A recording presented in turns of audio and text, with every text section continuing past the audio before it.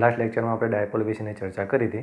આપણે જોયું કે ભાઈ બે સમાન મૂલ્યના અને વિજાતીય પ્રકારના વિદ્યુતભાર લઈએ અને એકબીજાથી 2a જેટલા પરિમિત અંતરે મૂકીએ તો બનતી રચનાને આપણે વિદ્યુત ડાયપોલ તરીકે ઓળખીએ છીએ। આપણે જોયું કે ભાઈ ડાયપોલ પરનું કુલ વિદ્યુતભાર શૂન્ય હોય છે, જ્યારે વિદ્યુત ક્ષેત્રની તીવ્રતા જે છે એ શૂન્ય હોતી નથી। કેમ? કારણ કે બંને વિદ્યુતભારોના સ્થાન સદિશ અલગ અલગ હોય છે। આપણે એ પણ જોયું કે ડાયપોલની કંઈક ડાયપોલ મોમેન્ટ હોય છે અને આ ડાયપોલ મોમેન્ટ એ સદિશ રાશિ હોય છે અને ડાયપોલ મોમેન્ટની દિશા જે છે એ માઇનસ વિદ્યુતભારથી ધન વીજભાર તરફની હોય છે। હવે આપણે આ જે ડાયપોલ દ્વારા ઉદ્ભવતા વિદ્યુત ક્ષેત્રની ચર્ચા કરીશું। ડાયપોલ દ્વારા બે બિંદુ પાસે વિદ્યુત ક્ષેત્રની તીવ્રતા મળી શકે, એક ડાયપોલની પોતાની અક્ષ પર અને બીજું ડાયપોલની વિષુવરેખા ઉપર। તો પહેલાં આપણે ડાયપોલની અક્ષ પર વિદ્યુત ક્ષેત્રની તીવ્રતા શોધીએ। ડાયપોલની અક્ષ પર વિદ્યુત ક્ષેત્ર। ઓકે, તો માની લો કે અહીંયા આપણે એક ડાયપોલ લઈએ, અહીંયા લઈએ આપણે એક પ્લસ ક્યુ વિદ્યુતભાર અને અહીંયા લઈએ માઇનસ ક્યુ વિદ્યુતભાર અને બંને વિદ્યુતભારો વચ્ચેનું અંતર આપણે 2a લઈએ। ઓકે, આપણે જાણીએ છીએ કે ભાઈ ડાયપોલની અક્ષ કોને કહીશું? તો ડાયપોલને યામ પદ્ધતિના જે અક્ષ પર સંપાત કરી હોય એ ડાયપોલની પોતાની અક્ષ બનશે, બરાબર? આમ માની લો કે ડાયપોલનું મધ્ય બિંદુ અથવા ડાયપોલનું કેન્દ્ર O। હવે ડાયપોલની અક્ષ પર ડાયપોલના કેન્દ્રથી r જેટલા અંતરે પ્લસ ક્યુ વિદ્યુતભારની બાજુએ આવેલા કોઈ P બિંદુનો આપણે વિચાર કરીએ। માની લો કે અહીંયા કોઈ P બિંદુ આવેલું છે અને આ P બિંદુનું ડાયપોલના મધ્ય બિંદુથી અંતર લઈએ આપણે r। ઓકે, અને આ P બિંદુ પાસે વિદ્યુત ક્ષેત્રની તીવ્રતા કેટલી એ આપણે શોધવું છે, બરાબર? ઓકે, ડાયપોલ મોમેન્ટની દિશા આપણે જાણીએ છીએ કઈ હશે? માઇનસ ક્યુથી પ્લસ ક્યુ તરફની। એટલે આ ડાયરેક્શન જે છે, આ ડાયરેક્શન એ ડાયપોલ મોમેન્ટ Pની ડાયરેક્શન બનશે। ઓકે, તો આકૃતિમાં હું માનું ત્યાં સુધી ખ્યાલ આવી ચૂક્યો હશે કે ભાઈ એક પ્લસ ક્યુ વિદ્યુતભાર માઇનસ ક્યુ વિદ્યુતભાર બંનેને 2a જેટલા અંતરે મૂકીએ તો આપણને એક ડાયપોલ મળી, બરાબર? આ ડાયપોલના મધ્ય બિંદુ O થી r જેટલા અંતરે પોતાની અક્ષ પર પ્લસ ક્યુ વિદ્યુતભારની નજીકમાં આવેલ કોઈ P બિંદુ પાસે આપણે વિદ્યુત ક્ષેત્રની તીવ્રતા શોધવી છે। તો આ P બિંદુ પાસે વિદ્યુત ક્ષેત્રની તીવ્રતા કોના લીધે મળશે? તો એક તો પ્લસ ક્યુ વિદ્યુતભારના કારણે પણ વિદ્યુત ક્ષેત્ર મળશે અને માઇનસ ક્યુ વિદ્યુતભારના કારણે પણ વિદ્યુત ક્ષેત્રની તીવ્રતા મળશે। પછી આપણે શું કરીએ? બંને વિદ્યુત ક્ષેત્રની જે તીવ્રતા મળી એનો સદિશ સરવાળો કરીએ તો P બિંદુ પાસે પરિણામી વિદ્યુત ક્ષેત્રની તીવ્રતા આપણને મળશે। ઓકે, ચલો તો પહેલાં આપણે પ્લસ ક્યુ વિદ્યુતભારના કારણે P બિંદુ પાસે વિદ્યુત ક્ષેત્રની તીવ્રતા શોધીએ, બરાબર? વિદ્યુત ક્ષેત્રની તીવ્રતાનું સૂત્ર આપણે જાણીએ છીએ, કોઈ બિંદુવત વિદ્યુતભાર હોય તો કેટલું વિદ્યુત ક્ષેત્ર ઉત્પન્ન થાય? E = kq/r² પ્રમાણે। તો પ્લસ ક્યુ વિદ્યુતભારને લીધે પ્લસ ક્યુ વિદ્યુતભારને લીધે P બિંદુ પાસે વિદ્યુત ક્ષેત્ર આપણે એને E પ્લસ ક્યુ વડે દર્શાવીએ। તો E પ્લસ ક્યુ આપણે સદિશ સ્વરૂપે દર્શાવીએ તો E પ્લસ ક્યુ જો બેઝિક ઇક્વેશન શું છે? બિંદુવત વિદ્યુતભાર દ્વારા ઉદ્ભવતું વિદ્યુત ક્ષેત્ર E kq/r² r પરથી અહીંયા શું લખી શકીએ? કે ક્યુની જગ્યાએ પ્લસ ક્યુ અપોન r²। r² એટલે તમારે જે બિંદુ પાસે તમારે વિદ્યુત ક્ષેત્રની તીવ્રતા શોધવી છે એ બંને બિંદુ વચ્ચેનું અંતર। અહીંયા આપણે ઓની સાપેક્ષ એટલે કે O બિંદુથી r જેટલા અંતરે આવેલા P બિંદુ પાસે આપણે વિદ્યુત ક્ષેત્રની તીવ્રતા શોધવી છે, પણ અહીંયા વિદ્યુત ક્ષેત્ર કોના લીધે મળે છે? આપણને પ્લસ ક્યુના લીધે। તો પ્લસ ક્યુ વિદ્યુતભારથી P બિંદુ કેટલા અંતરે ગણાય? તો જુઓ આ અંતર કેટલું થશે? અહીંયા મધ્ય બિંદુથી પ્લસ ક્યુનો સ્થાન સદિશ લઈએ તો a થાય। એ જ રીતે માઇનસ ક્યુનું અંતર પણ કેટલું થશે? a જેટલું થશે। તો અહીંયા પ્લસ ક્યુ વિદ્યુતભારથી P બિંદુ વચ્ચેનું અંતર કેટલું? તો આપણે શું કરીએ? આ જે અંતર જે છે r જેટલા અંતરમાંથી a જેટલું અંતર આપણે બાદ કરી દઈએ તો પ્લસ ક્યુથી P બિંદુ વચ્ચેનું અંતર આપણને મળી જશે। તો આ અંતર કેટલું બનશે? જુઓ r - a એટલે કે r - a આટલું અંતર મળશે આપણને। તો અહીંયા આપણે લખીશું કે ક્યુ અપોન આર સ્ક્વેર. આર સ્ક્વેરની જગ્યાએ આવશે આર માઇનસ એનો વર્ગ ઇન્ટુ અહીંયા આવશે ડાયપોલ મોમેન્ટની દિશામાંનો એકમ સદિશ. અહીંયા ડાયપોલ મોમેન્ટ પી કેપ વડે દર્શાવીએ તો ડાયપોલ મોમેન્ટની દિશામાંનો એકમ સદિશ પી કેપ. તો E plus Q is equal to K Q upon R minus એનો whole square into P cap. આ ઇક્વેશન નંબર 1 આપીએ. એ જ રીતે માઇનસ ક્યુ વિદ્યુત ભારને લીધે પી બિંદુ પાસે વિદ્યુત ક્ષેત્ર એને આપણે દર્શાવીએ E માઇનસ ક્યુ વડે. તો શું મળશે? માઇનસ કે ક્યુ અપોન. હવે જુઓ, માઇનસ ક્યુ વિદ્યુત ભારથી પી બિંદુ વચ્ચેનું અંતર કેટલું થશે? તો આ અંતર કેટલું જુઓ, આર, અને એમાં આપણે એ અંતર એડ કરી દઈએ તો માઇનસ ક્યુ થી પી બિંદુ વચ્ચેનું અંતર કેટલું મળશે આપણને? આર પ્લસ એ જેટલું મળશે. ઓકે, તો અહીંયા આવશે માઇનસ કે ક્યુ અપોન આર પ્લસ એનો whole square into dipole moment પીની દિશામાંનો એકમ સદિશ. ઇક્વેશન નંબર 2 આપીએ. તો હવે પી બિંદુ પાસે પરિણામી વિદ્યુત ક્ષેત્રની તીવ્રતા કેટલી? હવે જુઓ, આપણે દિશા જોઈએ તો પ્લસ ક્યુ વિદ્યુતભારના કારણે પી બિંદુ પાસે વિદ્યુત ક્ષેત્રની તીવ્રતા શોધવા માટે આપણે એક પરીક્ષણ વિદ્યુતભાર લઈએ છીએ. અહીંયા પરીક્ષણ વિદ્યુતભાર તરીકે માની લો કે 1 કુલમ વિદ્યુતભાર આપણે લીધો. તો પ્લસ ક્યુ વિદ્યુતભારના કારણે પી બિંદુ પાસે વિદ્યુત ક્ષેત્રની તીવ્રતા કઈ? એકમ ધન વિદ્યુતભાર પર લાગતા બળની દિશામાં. એટલે આ ડાયરેક્શન જે છે એ બનશે E પ્લસ ક્યુની. બરાબર. એ જ રીતે માઇનસ ક્યુ વિદ્યુતભારના કારણે પી બિંદુ પાસે વિદ્યુત ક્ષેત્રની તીવ્રતા કઈ ડાયરેક્શનમાં હશે? તો આ ડાયરેક્શનમાં હશે. કારણ કે આ માઇનસ ક્યુ વિદ્યુતભાર એકમ ધન વીજભાર પર કઈ દિશામાં બળ લગાડશે? પોતાની દિશામાં બળ લગાડશે. અને જે ડાયરેક્શનમાં બળ લાગે એ ડાયરેક્શન કોની હોય? વિદ્યુત ક્ષેત્રની. તો માઇનસ ક્યુ વિદ્યુતભારના કારણે મળતું વિદ્યુત ક્ષેત્ર E માઇનસ ક્યુ એ આપણને આ ડાયરેક્શનમાં મળશે. ઓકે, અહીંયા ધ્યાન રાખજો, બંને મૂલ્યો સમાન નથી. બરાબર.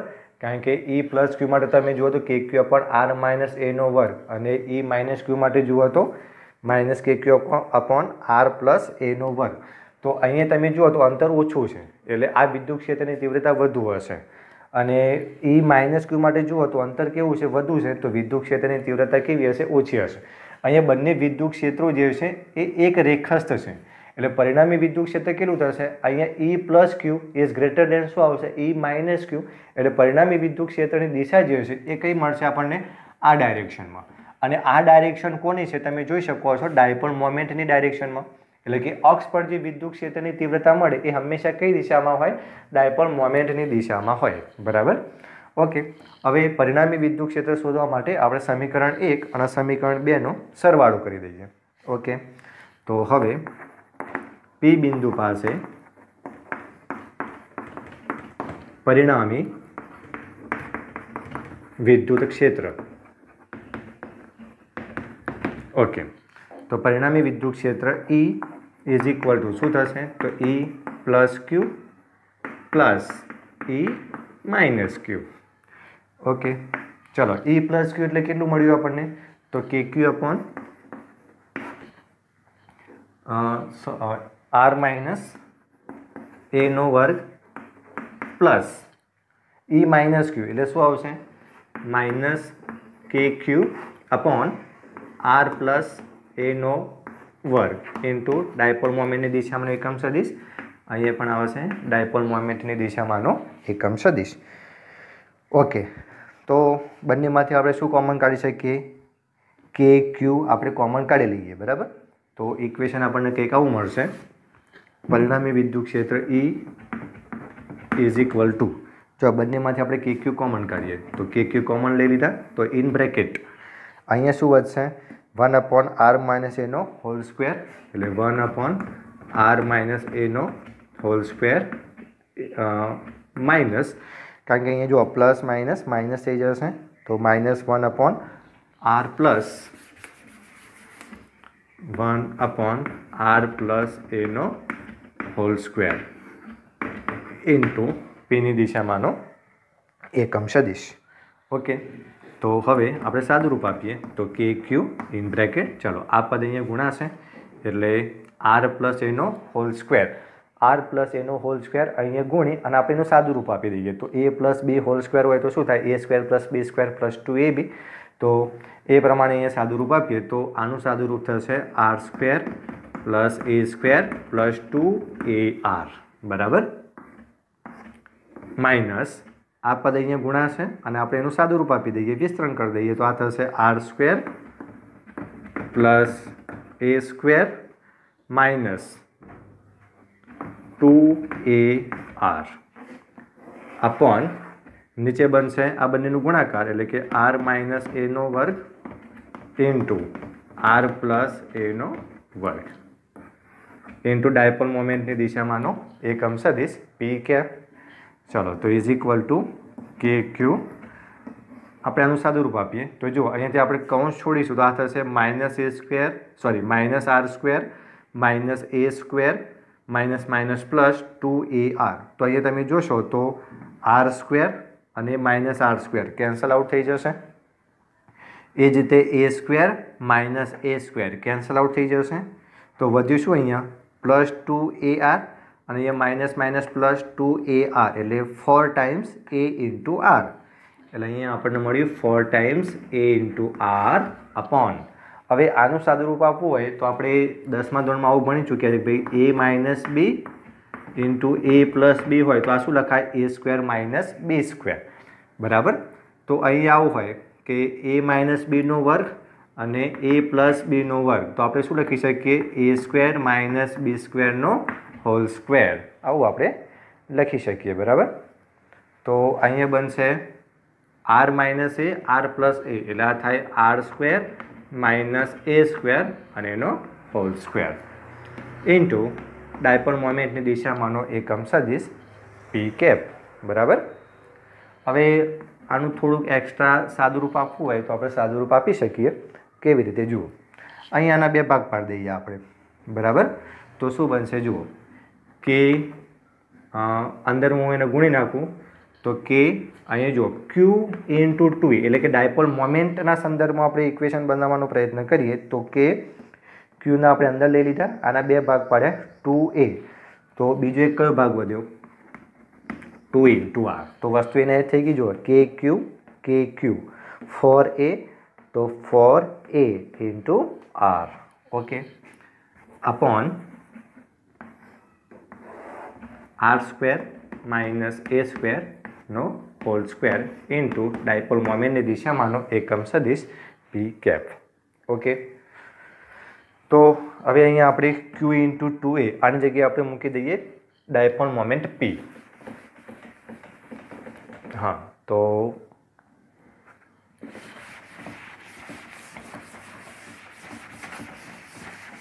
ચલો અહીંયા ઇક્વેશન બનશે E is equal to K Q into 2ની જગ્યાએ આપણે મૂકી ડાયપોલ મોમેન્ટ પી, બરાબર. તો આપણે લખીશું 2kpr. શું બનશે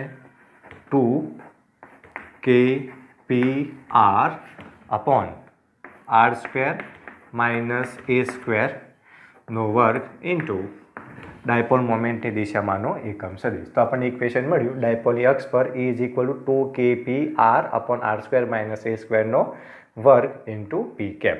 અહીં કેની જગ્યાએ તમારે 1/4π મૂકવું હોય તો આપણે મૂકી શકીએ. કેની જગ્યાએ આપણે મૂકીએ 1/4π0 તો ઇક્વેશન શું બનશે જુઓ કેની જગ્યાએ મૂકી દીધું 1/4π0, બરાબર. તો 2pr upon R square minus એ સ્ક્વેરનો વર્ગ ઇન્ટુ ડાયપોલ મોમેન્ટની દિશામાંનો એકમ સદિશ, ઓકે. તો આ એક આપણને સ્ટાન્ડર્ડ ઇક્વેશન મળ્યું કયા સંજોગોમાં તો ડાયપોલની અક્ષ પરના કોઈક બિંદુ પર વિદ્યુત ક્ષેત્રની તીવ્રતા E is equal to 1/4π0 2pr upon R square minus A square raise to square into dipole મોમેન્ટની દિશામાંનો એકમ સદિશ પી કેપ. યાદ રાખવા માટે તમે આ ઇક્વેશન યાદ રાખી શકો 2kpr upon R square minus એ સ્ક્વેરનો વર્ગ ઇન્ટુ પી કેપ, બરાબર. હવે અહીંયા આપણે એક કન્ડિશન વિચારીએ. શું કન્ડિશન લઈએ કે ભાઈ R is very much greater than A હોય. શું હોય R is very much greater than A હોય. હવે R is very much greater than A આનો મતલબ શું થાય તો અહીંયા જે બિંદુ પાસે તમારે વિદ્યુત ક્ષેત્રની તીવ્રતા શોધવી છે, એટલે કે અહીંયા આપણે કેન્દ્ર ઓથી, ડાયપોલના કેન્દ્ર ઓથી આર જેટલા અંતરે પી બિંદુ પાસે આપણે વિદ્યુત ક્ષેત્રની તીવ્રતા શોધવી હતી.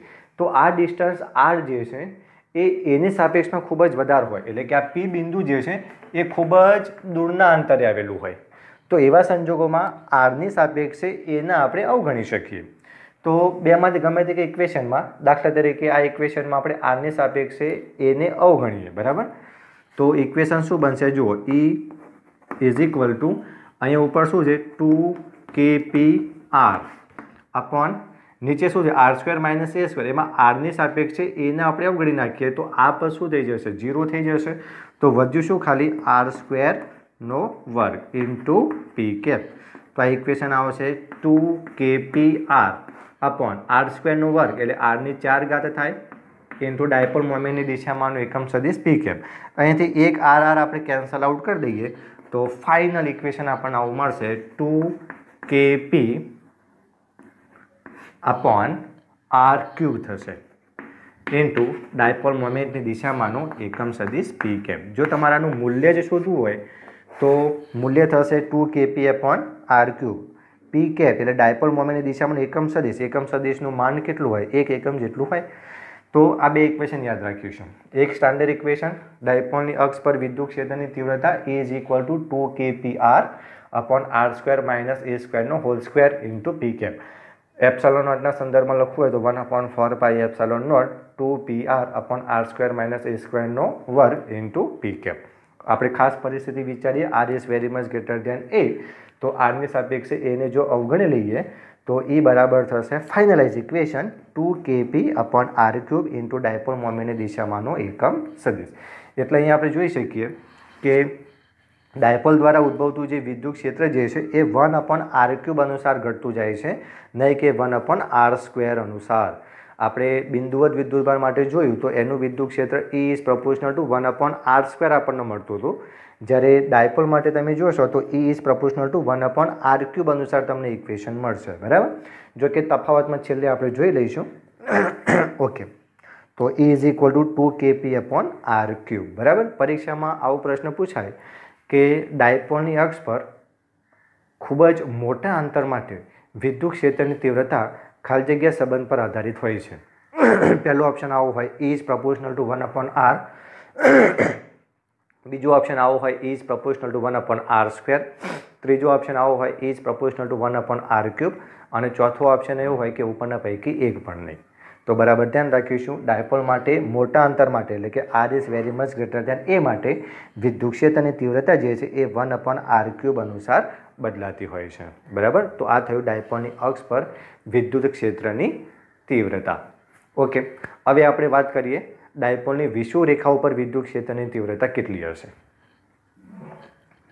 ઓકે, બરાબર ધ્યાન રાખજો. પરીક્ષામાં 3 માર્ક્સના અંદર આ પ્રશ્ન પૂછવાય તો આપણે પૂછી શકીએ. પ્રશ્ન એવી રીતે પૂછાય કે ડાયપોલની અક્ષ પર વિદ્યુત ક્ષેત્રની તીવ્રતાનું સૂત્ર મેળવો, અથવા ડાયપોલની અક્ષ પર વિદ્યુત ક્ષેત્રની તીવ્રતાનું સૂત્ર મેળવો.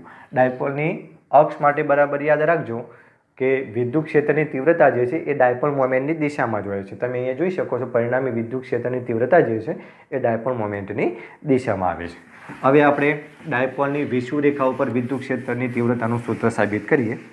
જોઈએ કે બંનેમાં કોઈ તફાવત આવે છે કે કેમ, બરાબર. ઓકે, તો ડાયપોલની વિષુવ રેખા ઉપર વિદ્યુત ક્ષેત્રની તીવ્રતા, ડાયપોલની વિષુવ રેખા પર વિદ્યુત ક્ષેત્ર. ઓકે, તો માની લો કે આ રીતે આપણે એક ડાયપોલ વિચારીએ. આ +q વિદ્યુતભાર અને આ -q વિદ્યુતભાર. બંને વિદ્યુતભારો વચ્ચેનું જે અંતર જે છે એ આપણે 2a લઈએ છીએ. તો આ બંને વિદ્યુતભારો વચ્ચેનું અંતર લઈએ આપણે 2a.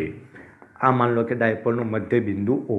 તો મધ્ય બિંદુ O થી +q સ્થાન સદિશ આપણે લઈએ a અને -q વચ્ચેનું અંતર પણ થશે a. આપણે અંતરની વાત કરીએ છીએ તો અંતર હંમેશા ધન લઈએ છીએ આપણે, બરાબર. હવે ડાયપોલની વિષુવ રેખાનો મતલબ શું કરીએ છીએ આપણે? તો ડાયપોલના બંને વિદ્યુતભારોને જોડતી જે રેખા હોય એ રેખાનું લંબ દ્વિભાજક એટલે ડાયપોલની વિષુવત રેખા બનશે. ઓકે, તો આ બંને વિદ્યુત ભારોને જોડતી રેખા એના મધ્ય બિંદુમાંથી આપણે એક બાયસેક્ટર અથવા આપણે એક લંબ દ્વિભાજક દોરીએ આ રીતે. ઓકે, તો આ લંબ દ્વિભાજક પર માન લો કે કેન્દ્ર O થી R જેટલા સ્થાન સદિશ છે અથવા તો R જેટલા અંતરે અહીંયા આપણે કોઈ એક બિંદુ વિચારીએ P બિંદુ, અને આ P બિંદુ પર પરિણામી વિદ્યુત ક્ષેત્રની તીવ્રતા કેટલી એ આપણે શોધવી છે. તો અહીંયા P બિંદુ પર પરિણામી વિદ્યુત ક્ષેત્રની તીવ્રતા કોના લીધે મળશે? એક તો +Q વિદ્યુતભારના કારણે પણ P બિંદુ પર વિદ્યુત ક્ષેત્રની તીવ્રતા મળશે, અને -Q વિદ્યુતભારના કારણે પણ P બિંદુ પાસે આપણને વિદ્યુત ક્ષેત્રની તીવ્રતા મળશે. હવે +Qના કારણે P બિંદુ પર વિદ્યુત ક્ષેત્રની તીવ્રતા કેટલી હશે? તો તમે P બિંદુ પર એકમ ધન વિદ્યુતભાર ધારી લો, અને એ એકમ ધન વિદ્યુતભાર પર જે ડાયરેક્શનમાં બળ લાગશે એ વિદ્યુત ક્ષેત્રની ડાયરેક્શન બનશે. ઓકે, તો +Q વિદ્યુતભારના કારણે P બિંદુ પર વિદ્યુત ક્ષેત્રની તીવ્રતા આપણને આ ડાયરેક્શનમાં મળશે, એ આ રીતે. કારણ કે એકમ ધન વિદ્યુતભાર પર +Qના કારણે અપાકર્ષણ બળ લાગશે એટલે આ ડાયરેક્શન મળશે આપણને E + Qની ડાયરેક્શન. કોની ડાયરેક્શન થઈ? E + Qની. અહીંયા આની ડાયપોલ મોમેન્ટ જો આપણે વિચારીએ તો ડાયપોલ મોમેન્ટ કઈ દિશામાં હોય? -Q થી +Qની દિશામાં. એટલે આ ડાયરેક્શન જે છે, આ ડાયરેક્શન એ થશે ડાયપોલ મોમેન્ટ Pની ડાયરેક્શન. બરાબર? ઓકે, તો અહીંયા આપણે લઈ લઈએ કે ભાઈ વિદ્યુત ક્ષેત્રની તીવ્રતા E અથવા તો +Q અને P બિંદુ વચ્ચેનો સ્થાન સદિશ જે આપણને મળે એ, અને ડાયપોલ મોમેન્ટ, આ બંને વચ્ચે માન લો કે કંઈક θ જેટલો ખૂણો રચાયો છે. બરાબર? તો અહીંયા તમે વિચારો તો આ ખૂણો θ હોય તો આ ખૂણો પણ કેટલો બનવાનો? θ જેટલો બનવાનો. તો અહીંયા આપણને +Qનું જે +Q વિદ્યુતભારના કારણે જે વિદ્યુત ક્ષેત્રની તીવ્રતા મળી એ વિદ્યુત ક્ષેત્રની તીવ્રતા કોઈ પ્યોર x એક્સિસ કે પ્યોર y એક્સિસ પર આપણને નથી મળતી, એ કંઈક XY સમતલમાં મળશે. તો આના કેટલા ઘટકો મળશે? આપણને 2 ઘટકો મળશે. તો એક ઘટક આપણને આ ડાયરેક્શનમાં મળશે. કોઈ પણ સદિશ તમે વિચારો, બરાબર? માન લો કે અહીંયા તમે કોઈ એક સદિશ વિચારો છો, બરાબર? તો આ સદિશના 2 ઘટકો મળે આપણને. એક તો આ ડાયરેક્શનમાંનો ઘટક મળે જે આપણે cos ઘટક કહીએ છીએ, અને એક આ ડાયરેક્શનમાંનો ઘટક જે sin ઘટક. એટલે કે જો અહીંયા θ હોય તો θની નજીકનો જે ઘટક હોય એ cos ઘટક થાય, અને θની સામેનો જે ઘટક હોય sin ઘટક થાય. તો અહીંયા આપણે વિચારીએ તો આ θ છે, તો θની પાસેનો જે ઘટક એટલે આ ઘટક જે છે એ આપણને મળશે E + Q cos θ. બરાબર? અને એક ઘટક મળશે આપણને આ ડાયરેક્શનમાં, આ ડાયરેક્શનમાં. બરાબર? તો આ જે ઘટક જે છે એ મળશે આપણને E + Q sin θ. ઓકે, તો 2 ઘટક મળે આપણને આ રીતે.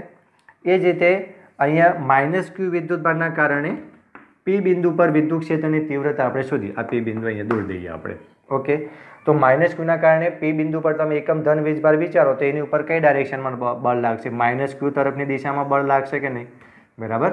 તો આ થશે -Q વિદ્યુતભારના કારણે P બિંદુ પર વિદ્યુત ક્ષેત્રની તીવ્રતા, એને આપણે દર્શાવીએ E - Q વડે. બરાબર? આ ખૂણો આપણે લઈએ છીએ θ. તો અહીંયા આ ખૂણો પણ કેટલો બનશે? θ જેટલો બનશે. તો હવે E - Q એટલે કે -Q વિદ્યુતભારના કારણે જે વિદ્યુત ક્ષેત્ર મળ્યું એ આપણને આ દિશામાં મળ્યું, આ રીતે E - Q. તો આના 2 ઘટકો આપણે વિચારીએ તો એક ઘટક આ ડાયરેક્શનમાં થાય અને એક ઘટક આ ડાયરેક્શનમાં થાય. એટલે આ આપણે θ લઈએ તો આ ઘટક કયો થશે? E - Q cos θ થશે, અને આ જે ઘટક જે છે એ થશે E - Q sin θ. બરાબર? તો અહીંયા પણ 2 ઘટક મળ્યા. એક આ ડાયરેક્શનમાં ઘટક મળ્યો અને આ ઘટકને આપણે નામ આપીશું E - Q cos θ, અને એક ઘટક મળશે આપણને આ ડાયરેક્શનમાં આ રીતે, અને એ ઘટકને આપણે નામ આપીએ E - Q sin θ. તો આ રીતે 2 ઘટક મળે આપણને. તો આકૃતિ પરથી તમે સ્પષ્ટપણે જોઈ શકો છો કે બંને જે વિદ્યુત ક્ષેત્રો મળ્યા એના સાઇન ઘટકો તમે જુઓ તો E + Q sin θ અને અહીંયા E - Q sin θ. તો આ બંને કેવા છે? તો સમાન મૂલ્યના, પરસ્પર વિરુદ્ધ દિશામાંના અને એક રેખસ્થ છે. તો એમની અસર શું થઈ જશે? નાબૂદ થઈ જશે. તમને પ્રશ્ન એવો થાય કે સાહેબ બંનેના મૂલ્યો એક સરખા કેવી રીતે છે? તો અહીંયા તમે જુઓ, બિંદુવત વિદ્યુતભાર દ્વારા ઉદ્ભવતું વિદ્યુત ક્ષેત્ર કેટલું? E ઇઝ ઇક્વલ ટુ આપણે KQ અપોન R² લઈએ છીએ. તો પ્લસ ક્યુ વિદ્યુતભાર દ્વારા ઉદ્ભવતું વિદ્યુત ક્ષેત્ર એનું મૂલ્ય શોધીએ આપણે. તો પ્લસ ક્યુ વિદ્યુતભાર દ્વારા P બિંદુ પર વિદ્યુત ક્ષેત્રની તીવ્રતા, જુઓ, પ્લસ ક્યુ વિદ્યુતભારને લીધે P બિંદુ પર અથવા P બિંદુ પાસે વિદ્યુત ક્ષેત્ર આપણે મૂલ્યના સંદર્ભમાં લખીએ છીએ.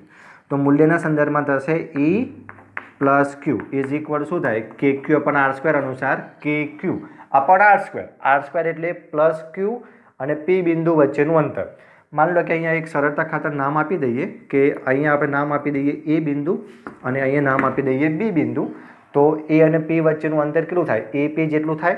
તો આપણે પાયથાગોરસના નિયમ પ્રમાણે શોધી શકીએ. શું? અહીંયા તમે એક ત્રિકોણ વિચારી લો, AOP.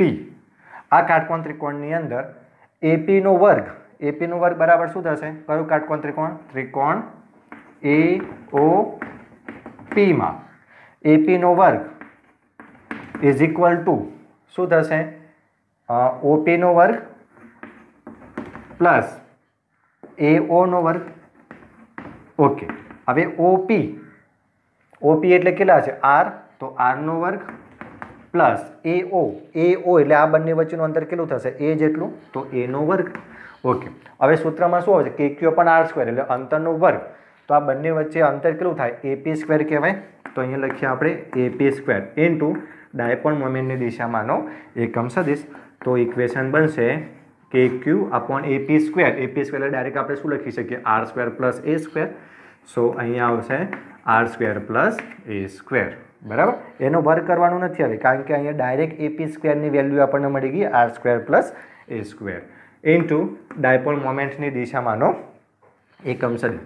તો આ પ્લસ ક્યુ વિદ્યુતભારના કારણે P બિંદુ પર મળતા વિદ્યુત ક્ષેત્રનું મૂલ્ય મળ્યું આપણને. બરાબર. એ જ રીતે તમે માઇનસ ક્યુ વિદ્યુતભારના કારણે જે વિદ્યુત ક્ષેત્ર મળશે એનું મૂલ્ય પણ તમે નક્કી કરી શકો. જોઈએ આપણે એ મૂલ્ય કેટલું આવશે. તો માઇનસ ક્યુ વિદ્યુતભારના કારણે માઇનસ ક્યુ વિદ્યુતભારને લીધે P બિંદુ પાસે વિદ્યુત ક્ષેત્ર, P બિંદુ પાસે વિદ્યુત ક્ષેત્ર. ઓકે, તો એના આપણે નામ આપીએ, આપણે મૂલ્ય શોધીએ. E minus Q is equal two મૂલ્ય શોધીએ છીએ એટલે વિદ્યુતભાર પણ આપણે પ્લસમાં જ લઈશું. તો થશે KQ અપોન R². R² ની જગ્યાએ બંને વચ્ચેનું અંતર કેટલું? PB. તો PB² થશે. PB² ઇન્ટુ ડાયપોલ મોમેન્ટની દિશામાંનો એકમ સદિશ. હવે PB નું મૂલ્ય શોધવું હોય તમારે તો કયો ત્રિકોણ લઈએ આપણે? POB. તો કાટકોણ ત્રિકોણ POB માં અહીંયા PB શું થશે? કર્ણ થશે. તો PB નો વર્ગ ઇઝ ઇક્વલ ટુ PO નો વર્ગ એટલે ડાયરેક્ટ લખી દઈએ આપણે R² પ્લસ OB નો વર્ગ એટલે A². તો અહીં આપણે જોઈ શકીએ છીએ કે ભાઈ KQ upon R² plus A² into dipole મોમેન્ટની દિશામાંનો એકમ સદિશ. તો તમે જુઓ બંનેના મૂલ્યો કેવા આવ્યા? સરખા આવ્યા. તો હવે તમે જુઓ કે સાઇન ઘટક લઈએ આપણે બંનેના. તો E પ્લસ ક્યુ સાઇન થીટા અને E માઇનસ ક્યુ સાઇન થીટા બંને એક તો સમાન મૂલ્યના, પરસ્પર વિરુદ્ધ દિશામાંના અને પાછા કેવા છે? એક રેખસ. તો પોતાની અસર શું થશે? નાબૂદ કરશે. એટલે એકબીજાની અસર નાબૂદ કરી. આપણે કોસ ઘટકો માટે વિચારીએ તો બંનેના કોસ ઘટક જુઓ. E પ્લસ ક્યુનો કોસ ઘટક આ ડાયરેક્શનમાં મળ્યો આપણને E plus Q cos theta અને E માઇનસ ક્યુનો કોસ ઘટક લઈએ તો એ પણ આ ડાયરેક્શનમાં મળ્યો આપણને E minus Q cos theta. તો આ બંને ઘટકો એક જ ડાયરેક્શનમાં હશે એટલે એમની અસર નાબૂદ થશે નહીં. તો પરિણામી વિદ્યુત ક્ષેત્ર એ કોસ ઘટકોના સરવાળા કરવાથી આપણને મળશે. બરાબર. ઓકે, બીજી એક ખાસ મહત્વની વસ્તુ અહીંયા. ઓકે, ચાલો તો પરિણામી વિદ્યુત ક્ષેત્ર આપણે લઈએ તો P બિંદુ પાસે પરિણામી વિદ્યુત ક્ષેત્ર. તો E ઇઝ ઇક્વલ ટુ શું મળશે આપણને? E plus Q cos theta plus E minus Q cos theta આવી રીતે મળશે આપણને.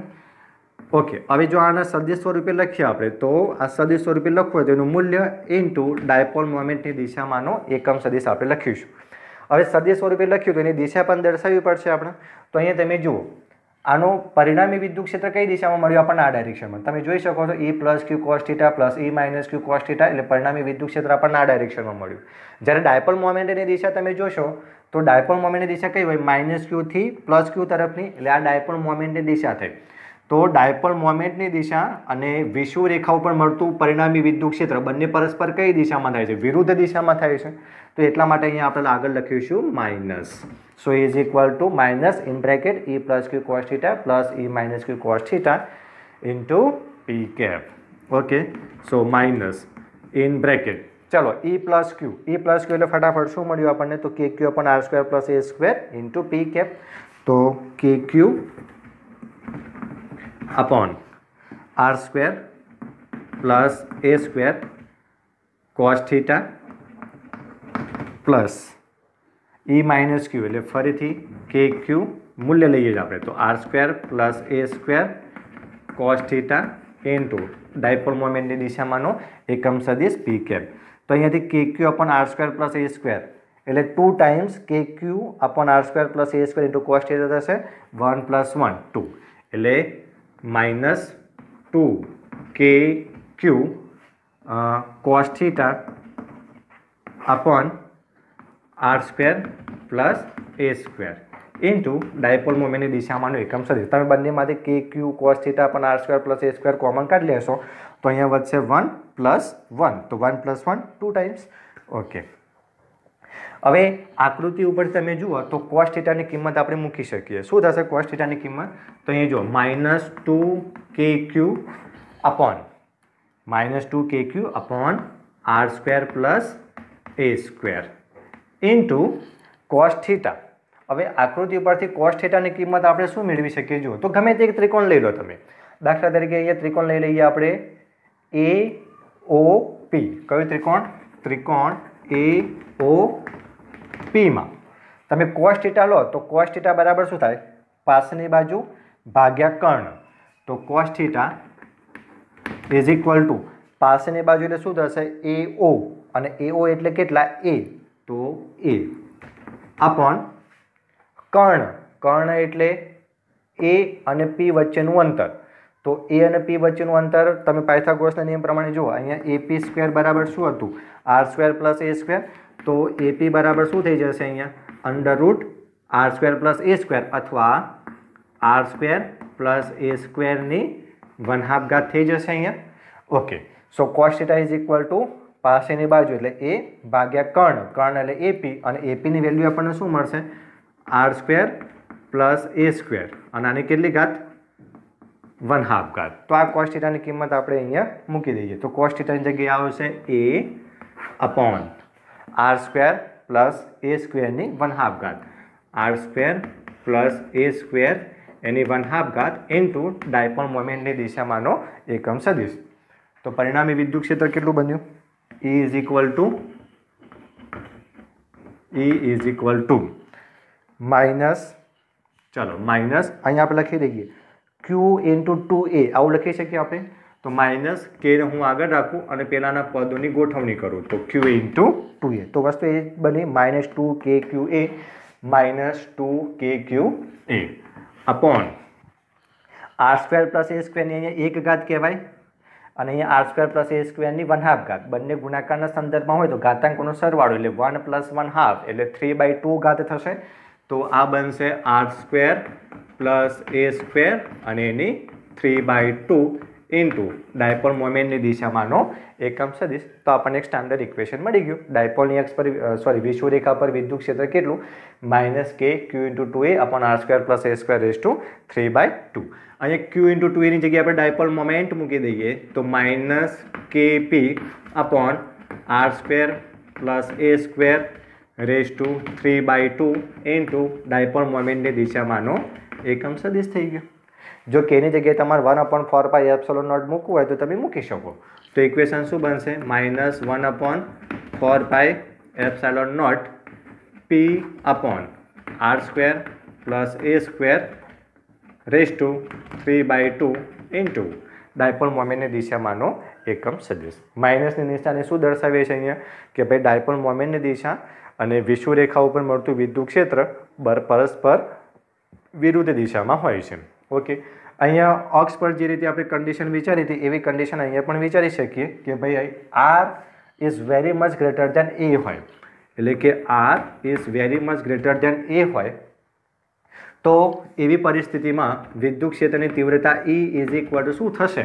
તો અહીંયા આપણે આરની સાપેક્ષે એને ખાલી અવગણી નાખીએ તો ઇક્વેશન શું બનશે? માઇનસ KP અપોન અહીંયા એને અવગણી નાખો તો R² વધ્યો અને એ R² ની કેટલી ઘાતાંક? 3/2 ઇન્ટુ ડાયપોલ મોમેન્ટની દિશામાંનો એકમ સદિશ. તો અહીંયા બે ઘાત કેન્સલ આઉટ થઈ જશે તો જવાબ મળશે આપણને minus KP upon R³ into dipole મોમેન્ટની દિશામાંનો એકમ સદિશ. બરાબર. અને જો તમારે કીની જગ્યાએ 1/4πε0 મૂકવું હોય તો E ઇઝ ઇક્વલ ટુ શું થશે? Minus 1/4πε0 P upon R³ into dipole મોમેન્ટની દિશામાંનો એકમ સદિશ. જ્યારે આપણે મૂલ્યની વાત કરતા હોઈએ તો મૂલ્ય થશે KP અપોન R³ અથવા 1/4πε0 P અપોન R³ થશે. બરાબર. તો અહીંયા આપણે શું જોઈ શકીએ કે ડાયપોલની અક્ષ પર જે વિદ્યુત ક્ષેત્રની તીવ્રતા મળી, જે ફાઇનલ ઇક્વેશન આપણે વિચારી R is very much greater than A માટે, તો અક્ષ પર ઇક્વેશન મળતું તો આપણને 2KP અપોન R³ અને ડાયપોલની વિષુવરેખા ઉપર શું મળે છે આપણને? તો KP અપોન R³. તો બંનેમાં શું જોઈ શકીએ છીએ કે ભાઈ ડાયપોલ દ્વારા ઉદ્ભવતું જે વિદ્યુત ક્ષેત્ર જે છે એ 1/R³ અનુસાર ઘટતું હોય છે, નહીં કે 1/R² અનુસાર. બરાબર. અને બીજું, ડાયપોલની અક્ષ પર જે વિદ્યુત ક્ષેત્રની તીવ્રતા મળે છે એ વિષુવરેખા ઉપર મળતી તીવ્રતા કરતાં બમણી હોય છે, અથવા ઉલટું પણ કહી શકીએ કે વિષુવરેખા ઉપર જે વિદ્યુત ક્ષેત્રની તીવ્રતા મળી એ અક્ષ પર મળતા વિદ્યુત ક્ષેત્રની તીવ્રતા કરતાં કેવી હોય છે? અડધી હોય છે. ઓકે, તો આપણે અહીંયા સુધી રાખીએ છીએ. નેક્સ્ટ લેક્ચરની અંદર બિંદુવત વિદ્યુતભાર દ્વારા ઉત્પન્ન થયેલું વિદ્યુત ક્ષેત્ર અને ડાયપોલની અક્ષ અને વિષુવરેખા ઉપર ઉત્પન્ન થયેલું જે વિદ્યુત ક્ષેત્ર જે છે એને કમ્પેરિઝનના સંદર્ભમાં આપણે જોવાનો પ્રયત્ન કરીશું. બરાબર. ઓકે, અહીંયા ખાલી એક નાનો ટોપિક આપણે જોઈ લઈએ કે ભાઈ ડાયપોલ દ્વારા ઉદ્ભવતું વિદ્યુત ક્ષેત્ર જે છે એ કઈ બાબત પર આધારિત છે. તો બરાબર ધ્યાન રાખજો. નંબર 1, ડાયપોલ દ્વારા ઉદ્ભવતું વિદ્યુત ક્ષેત્ર જે છે એ માત્ર અંતર R પર જ નહીં પણ ડાયપોલ મોમેન્ટ અને અંતર R વચ્ચે બનતા ખૂણા ઉપર પણ આધારિત છે. એટલે કઈ કઈ બાબત પર આધારિત છે? નંબર 1, અંતર R ઉપરાંત ડાયપોલ મોમેન્ટ P અને જે બિંદુ પાસે તમારે વિદ્યુત ક્ષેત્રની તીવ્રતા શોધવી છે એનો સ્થાન સદિશ R વચ્ચેના ખૂણા ઉપર પણ આધારિત છે, થીટા પર. બરાબર. બીજો મુદ્દો આપણે એવું કહી શકીએ કે બિંદુવત વિદ્યુતભાર દ્વારા ઉદ્ભવતું વિદ્યુત ક્ષેત્ર 1/R² અનુસાર ઘટે છે, જ્યારે ડાયપોલ દ્વારા ઉદ્ભવતું વિદ્યુત ક્ષેત્ર જે છે એ E is proportional two 1/R³ અનુસાર ઘટતું હોય છે. ઓકે, તો આ ખાસ આપણે ધ્યાન